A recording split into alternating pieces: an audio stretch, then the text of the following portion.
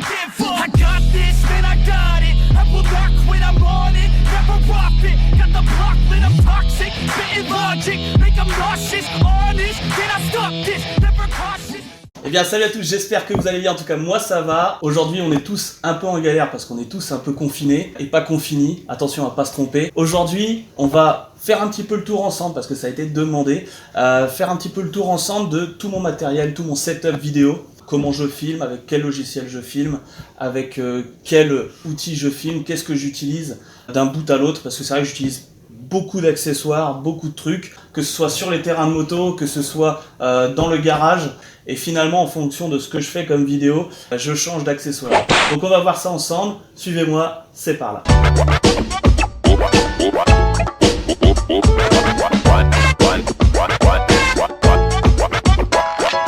Donc voilà, on va déjà commencer par le nerf de la guerre, quelle caméra j'utilise. Donc actuellement, la caméra que j'utilise pour filmer cette vidéo, c'est la nouvelle GoPro Max 360. Je l'utilise en mode caméra standard en 1080p 60 images par seconde. C'est à peu près le format que j'utilise pour toutes les vidéos. J'avais juste un petit souci au niveau des rendus, mais je vous en parlerai après. Donc la caméra que j'utilise maintenant, c'est la GoPro Max. Je commence à la prendre en main. C'est vraiment une toute nouvelle caméra pour moi, vu que je n'utilisais pas du tout le 360 et qu'il faut que j'utilise un logiciel GoPro que j'utilise sur ma tablette Apple 6ème génération pour traiter justement les vidéos en 360. Et c'est vrai que c'est tout un art d'utiliser cette nouvelle caméra parce qu'on peut vraiment faire énormément de choses. Le seul problème, c'est qu'en post-production, on a vraiment beaucoup de travail, surtout si on fait des films assez longs, et ça peut poser problème, ça peut vraiment mettre beaucoup plus de temps à faire. Par contre, c'est vraiment une très bonne caméra. Si je dis pas de bêtises, quand on filme en 360, on est à plus de 5K.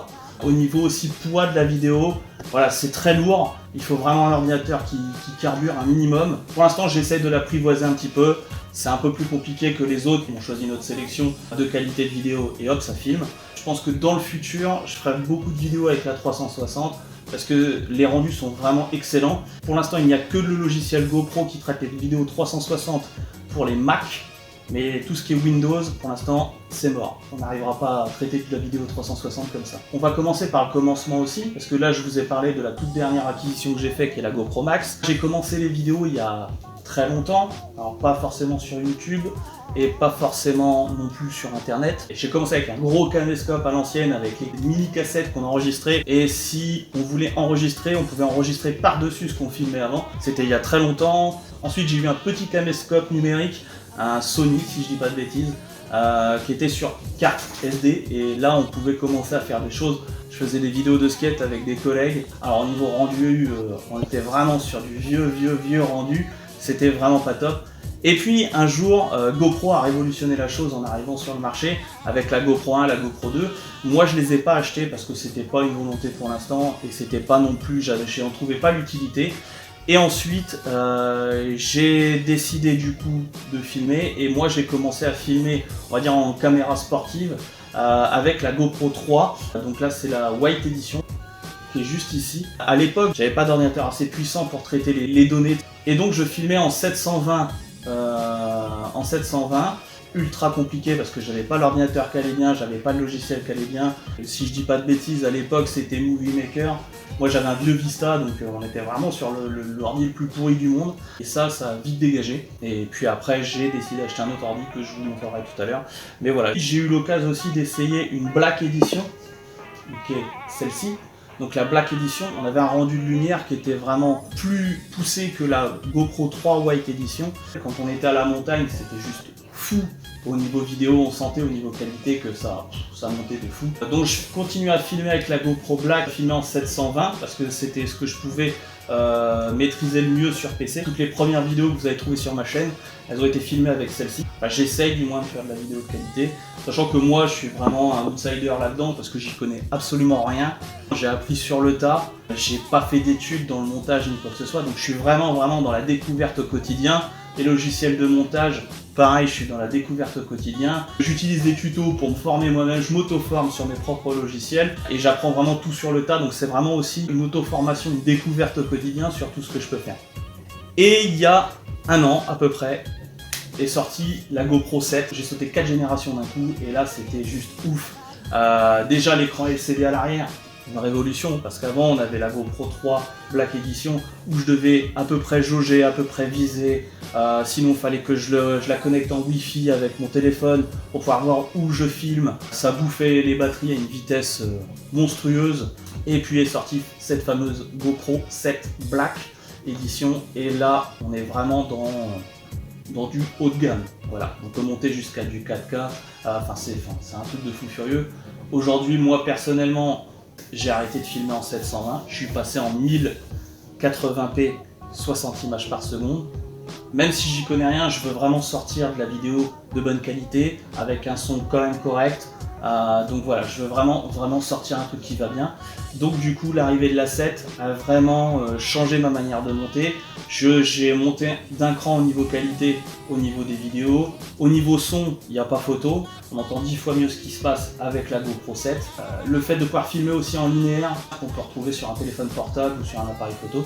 Et donc là, voilà, au niveau qualité, c'est vrai qu'on peut faire plus de choses, on a plus de possibilités, c'est vraiment très intéressant. Donc voilà pour tout ce qui est caméra. Moi je filme tous mes tutos, je filme tout ce que je fais en moto avec ces GoPro là. Je sais qu'il y a des Insta360, je sais qu'il y a plein d'autres caméras. J'ai vu pas mal de choses sur internet qui disaient ouais, ça c'est l'équivalent de GoPro, ouais ça, la Insta360 c'est mieux que la GoPro Max. Il y a la One X qui vient de sortir avec des têtes interchangeables. À chaque fois, il y a un équivalent qui sort en face. Dans le passé, j'ai voulu acheter des équivalents et franchement, c'était pas ça. Je l'ai fait pour la tablette. Finalement, j'ai fini par la tablette. Je crois qu'elle a volé dans un mur et j'ai fini par acheter une Apple. Donc aujourd'hui, en tablette, c'est Apple, il n'y a rien d'autre. Il n'y aura pas de Samsung, il n'y aura pas tout ça, c'est de la Apple. Donc aujourd'hui, hors de question que je dise, je déroge un peu à la règle, je vais voir ce qui se fait ailleurs. Non, je reste chez GoPro, je sais que ça fonctionne, je sais qu'ils font de la bonne cam. Donc pour l'instant, alors, c'est cher, on est d'accord, c'est toujours les plus chers du marché. Maintenant, après, je sais ce que j'achète, je sais pour combien j'en ai. Et après, on ne met pas le couteau sous la gorge pour dire, vous achetez une GoPro, vous pouvez acheter ce que vous voulez. Mais moi, aujourd'hui, je reste chez GoPro parce que c'est un produit que je connais.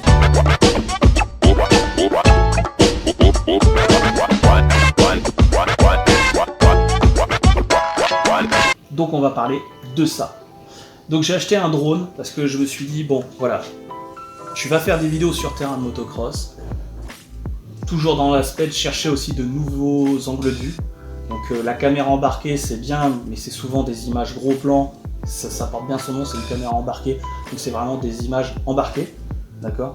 Filmer de loin, c'est un peu compliqué avec la GoPro, mais on y arrive avec le temps et l'habitude de l'utiliser, même si ça vaut pas une vraie caméra X, mais aujourd'hui voilà, on y arrive. Le son c'est pas le même rendu que sur un appareil photo de très bonne qualité, mais voilà. Donc aujourd'hui je voulais vraiment améliorer encore en filmant d'autres points de vue, d'autres façons de voir les choses, d'autres angles. Et aujourd'hui, pour moi, le drone, c'était un truc qui était super intéressant. Donc c'est un DJI Phantom 3 SE. J'avais commencé avec le tout premier Phantom 3 de chez DJI, avec la caméra déjà posée dessus avec la nacelle et tout ça. Je l'ai emmené au Sénégal sur une vidéo que vous avez pu voir. Finalement, il est resté là-bas. Voilà. Donc aujourd'hui, je me suis dit ok, je vais racheter un Phantom. Donc j'ai repris le DJI Phantom 3. Pourquoi? Parce qu'au niveau prix, pareil, c'est pas trop cher. On est sur une autonomie d'environ 20 à 30 minutes en fonction du temps qu'il fait, c'est-à-dire au niveau du vent, tout ça. Il doit se battre contre le vent. J'ai pu m'en rendre compte, notamment à la montagne. Il y avait énormément de vent et je voulais absolument filmer. Donc il forçait énormément contre le vent. Et du coup, au niveau batterie, ça bouffe de la batterie à mort. La température aussi qui joue sur le temps de batterie, le temps de vol. Et surtout, celui-là, je me suis dit, bon, voilà, le DJI 1, pour le trouver, c'était devenu plus compliqué. Le SE, il était disponible assez facilement. Il filme en 1080, 60 images par seconde. Donc au niveau rendu, c'est parfait. Le petit inconvénient que j'ai aussi sur le drone, c'est aussi qu'il n'y a pas de son. Après, d'un autre côté, si on mettait du son sur un drone, on n'entendrait principalement que les moteurs, parce qu'il faut voir le bruit que ça fait. Voilà, les symboles qui s'envolent. Donc si on mettait un micro directement, on sait que le son serait mauvais, donc aucun intérêt. Si je peux vous donner un conseil,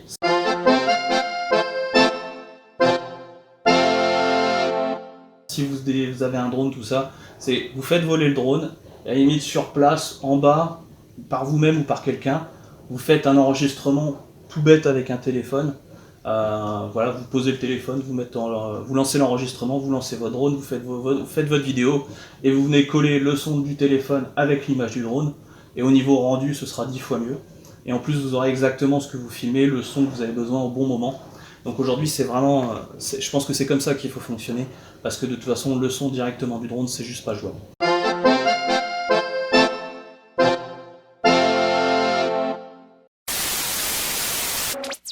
Donc voilà. L'avantage aussi de ce drone là, c'est qu'il n'y avait pas besoin de bidouiller, c'est-à-dire que tu prenais le drone, tu avais la caméra embarquée, la nacelle, tu fais une nacelle qui pivote, c'est-à-dire que l'image est tout le temps stabilisée, elle reste droite, c'est-à-dire que s'il penche, la caméra reste droite, et tac, et tac, et tac, et tac, et du coup elle reste vraiment droite tout le temps. Et ça c'est vraiment super intéressant pour moi, parce que du coup, ça permet toujours d'avoir un rendu qualitatif, du coup super intéressant, de faire des vidéos capturées par le drone, et surtout sortir du contexte un peu vidéo embarquée que peut nous donner une GoPro. Sur le drone aussi, on a pas mal d'applications qui nous permettent par exemple de le faire tourner en rond, ou carrément lui dire bah suis la télécommande. Et là, il suit la télécommande et basta. Donc voilà.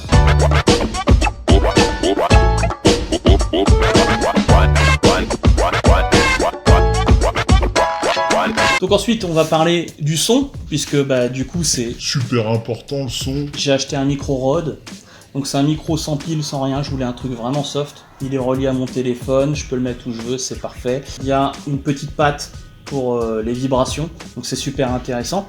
Je lui ai pris un petit support, voilà, je trouvais ça sympa, on peut fixer une caméra ici. Le petit support au-dessus qui permet de mettre 3 accessoires, il est intéressant pour ça justement parce qu'il y a plein de possibilités.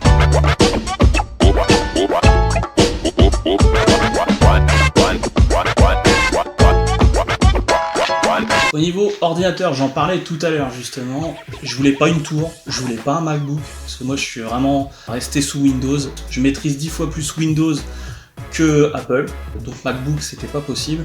Encore une fois, j'y connais strictement rien, je me suis renseigné sur internet, j'ai regardé un petit peu, je me suis déplacé en boutique, donc j'ai acheté en PC portable un Asus. C'est au niveau prix, voilà, je crois que j'ai acheté 1000 balles. Dedans on a un Intel Core i5, donc j'aurais préféré un i7, mais bon, voilà, au niveau budget, tout ça, fallait pas déconner.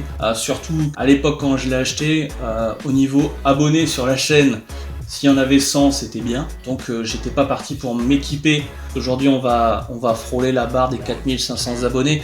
Et je vous en remercie pour ça, ça fait vraiment plaisir. Donc on a un Intel Core i5 à l'intérieur, avec une carte graphique. Alors encore une fois, j'y connais rien, donc n'hésitez pas à mettre en commentaire exactement ce que c'est, ou si je le dis mal, ou si je me gourre. Voilà, c'est une Nvidia GeForce 940M.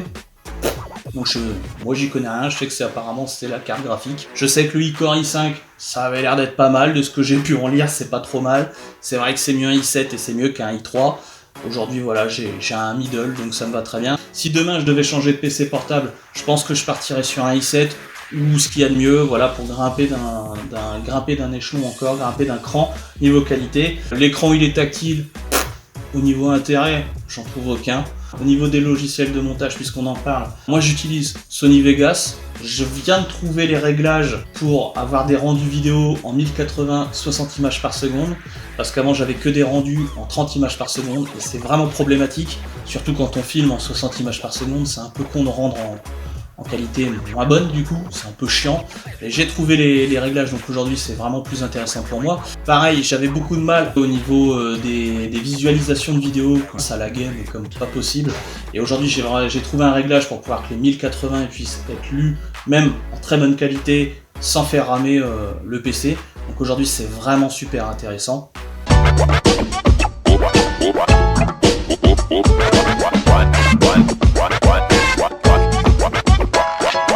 Donc voilà, on a fait un petit peu le tour.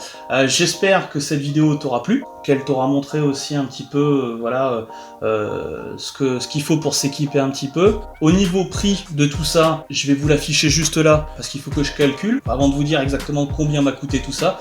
Donc je vous affiche le prix juste là. J'espère que cette vidéo t'aura plu, qu'elle t'aura éclairé Peut-être si demain tu veux te lancer sur YouTube, si tu veux faire des choses, peut-être que ça t'aura aussi freiné, parce que c'est vrai qu'aujourd'hui si tu veux te lancer sur YouTube, à mon sens, même si tu connais rien, il faut essayer de sortir le maximum de qualité avec nos propres connaissances. En tout cas, ce qui est sûr, c'est qu'on va reprendre les vidéos. Dès que le Covid-19 il sera passé, on va pouvoir retourner sur les terrains. Je voudrais aller rouler aussi un petit peu sur des terrains un peu plus loin, sortir un petit peu de la Picardie, j'ai envie de dire, et aller rouler un peu plus loin. N'hésitez pas à me proposer des terrains dans les commentaires. Je pense que prochainement, il y aura une nouvelle moto qui va atterrir. Je suis en train de finir quelques préparatifs parce que j'ai plus accès à l'ancien garage comme je voulais. Donc il y a le nouveau garage qui va arriver. Il y a plein de nouveautés qui vont arriver.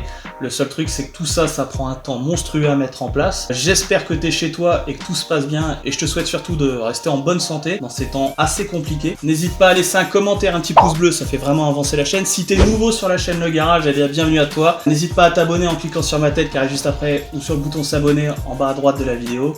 Et en tout cas, dès que le confinement, tout ça, tout est fini, qu'on peut ressortir chez nous et envoyer du steak sur les terrains de motocross, et ben je vous retrouve pour une prochaine vidéo. À très bientôt. Ciao.